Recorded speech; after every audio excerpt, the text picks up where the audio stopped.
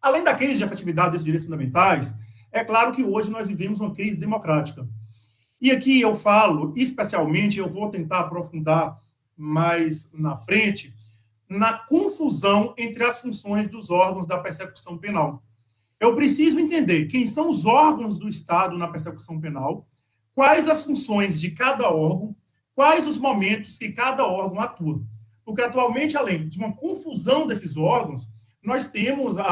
interesses corporativistas, cada carreira colocando vantagens individuais acima de um sistema jurídico comprometido com um grau adequado de efetividade de direitos fundamentais. Um exemplo muito emblemático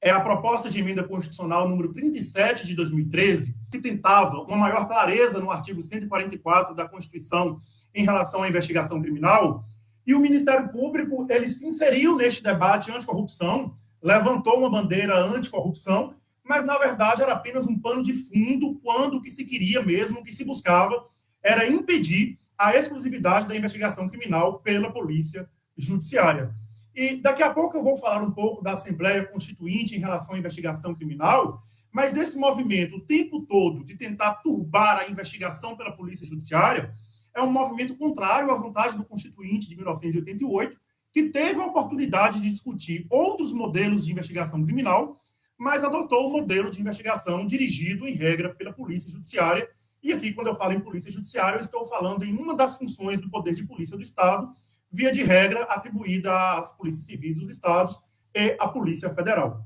Quando eu falo em confusão dos órgãos da persecução penal, hoje é muito claro, por exemplo, a gente ver esta confusão no âmbito do STF,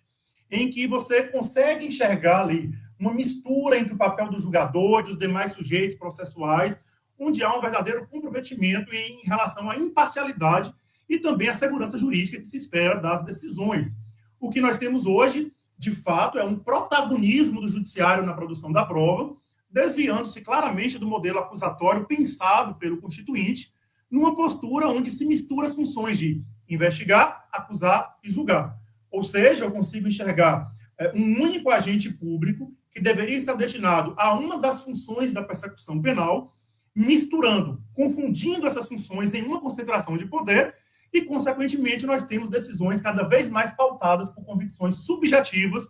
em detrimento da técnica jurídica e dos princípios democráticos. Quando eu falo que o titular do direito de punir é o Estado, eu estou dizendo para vocês o seguinte, que o Estado, ele deve punir, ele tem a obrigação de punir, muito mais do que um poder, é um dever, mas não é de qualquer jeito. O Estado, ele vai punir mediante o devido processo legal. E, para isso, nós precisamos identificar quem é o provável autor do crime para submeter esse sujeito a um processo. E, neste ponto, eu preciso falar com vocês rapidamente, para delinear o nosso estudo, nas 3 fases em que se divide a persecução penal. Isso porque a distinção dessas atividades é uma exigência estrutural sobre o paradigma acusatório. Para eu falar em um sistema de garantia de direitos fundamentais, em uma persecução penal com um alto nível de efetivação desses direitos, eu preciso ter um equilíbrio de poderes e também de faculdades processuais. E este equilíbrio claramente restará rompido se eu tiver acumulação de poderes ou acumulação de forças processuais. É um fenômeno que atualmente é mais evidente na investigação criminal, mas, via de regra, vocês verificam aí nos casos analisados a fartura, onde se mistura um acusador que quer investigar ou um julgador que quer acusar e por aí vai. E nós precisamos entender, aqui neste âmbito acadêmico, que o processo penal ele tem uma função sagrada de funcionar como um filtro domador dos excessos do juspuniente.